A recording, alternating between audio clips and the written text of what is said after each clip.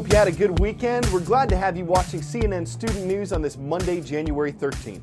First up today, Israel is holding a memorial service for a former prime minister. Here are 3 things to know about Ariel Sharon. 1, he was a successful army general who later led the country from 2001 to 2006.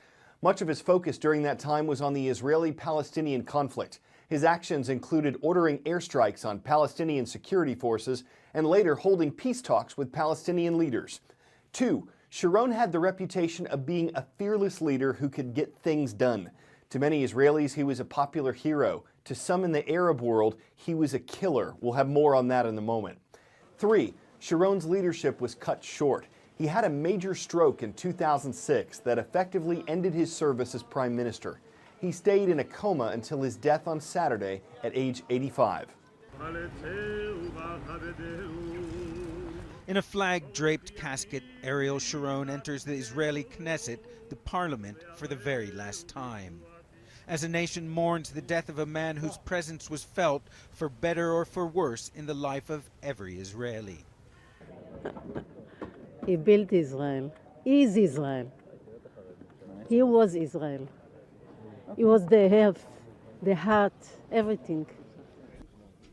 Few knew that better than his old friend and sometimes rival Shimon Peres, Israel's 90-year-old president, who was the first to pay his respects.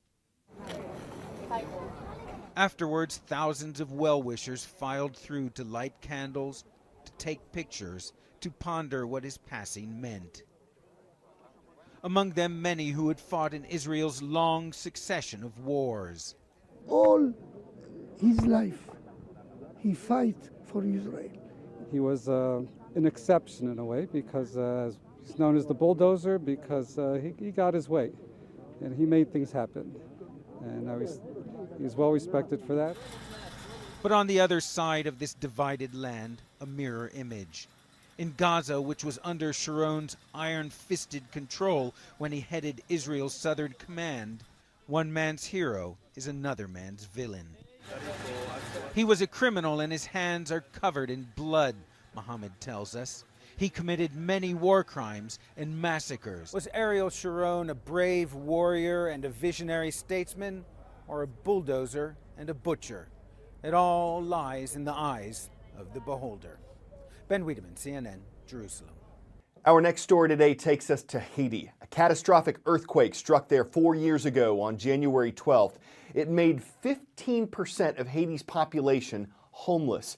And for tens of thousands, life hasn't changed much. Haiti is the poorest country in the Western Hemisphere, a Caribbean island nation that didn't have many well-built structures or dependable services to begin with. When a 7.0 magnitude earthquake hit in 2010, it killed hundreds of thousands of people. It sent hundreds of thousands of survivors to camps where conditions were horrible. Dirty water, dirty tents, nowhere to put garbage, gangs, and corruption. Though other countries have sent hundreds of millions of dollars to help, Haiti's problems are still so big and its ability to recover so limited.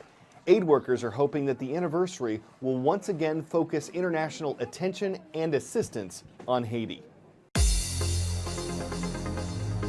For today's CNN Student News Roll Call, we're headed out west. It may no longer be wild, but you'll still find some outlaws like the ones at Sisters Middle School in Sisters, Oregon. We've also elected to feature some senators, Carson High School in Carson City, Nevada. And we'll wrap our roll in the Midwest with the Holy Rosary School Rams. They're watching from Evansville, Indiana. The U.S. unemployment rate is one indicator of how the economy is doing. A lower rate is usually considered a good thing because it can mean more Americans are working, but not always. Last Friday, the latest unemployment rate came out. It's 6.7%. That's the lowest it's been in years, but it's only based on the number of Americans looking for jobs. Those who've given up aren't counted. And the jobs picture itself is not a good one. The number of jobs that the U.S. created in December is less than half the number economists had expected. Brianna Keeler explained these figures when they came out on Friday. It's the number the White House wanted, but not the way they wanted it. The nation's unemployment rate dropping below 7% for the first time since President Obama was elected more than 5 years ago. But economists say the dip is due in part to more Americans giving up looking for work. Today's jobs report was the worst in nearly 3 years, just 74,000 jobs created. Now we're back to this really frustrating situation where the economy does seem to be picking up some momentum, but it's not leading to a lot of job creation. That, some say, doesn't help the White House argument that the economy is recovering slowly but steadily, though it does help the administration's push to extend long-term unemployment benefits.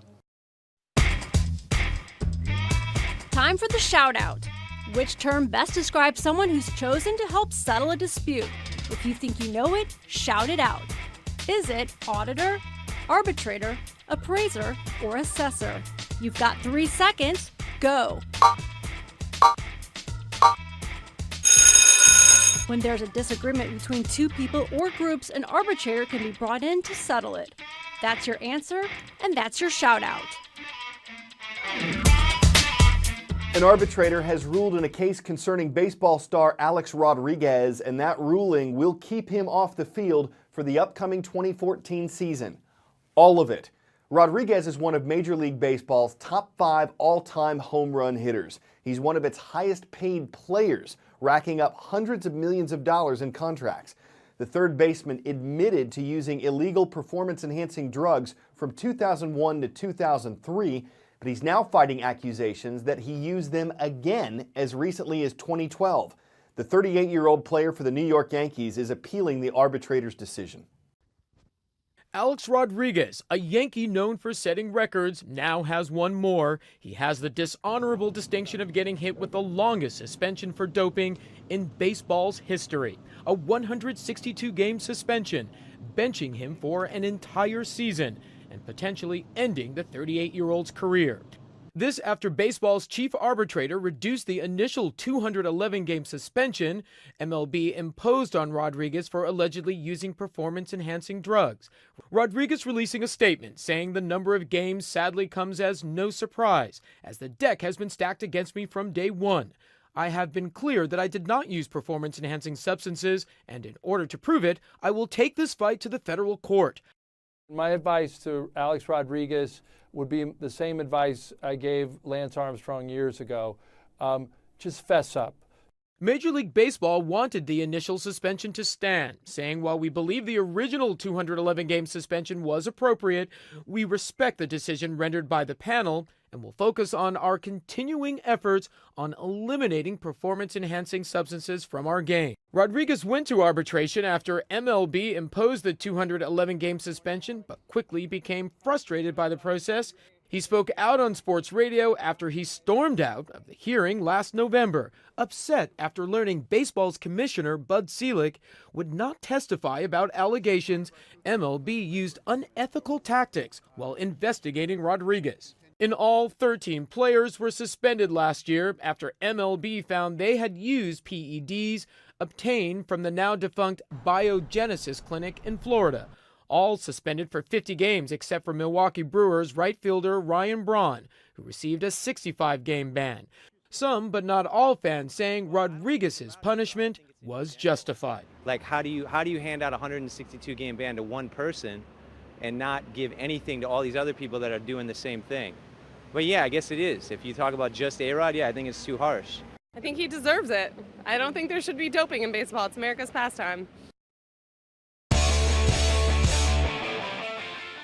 Still water freezes at 32 degrees Fahrenheit, but it's got to be a lot colder than that to ice up a waterfall.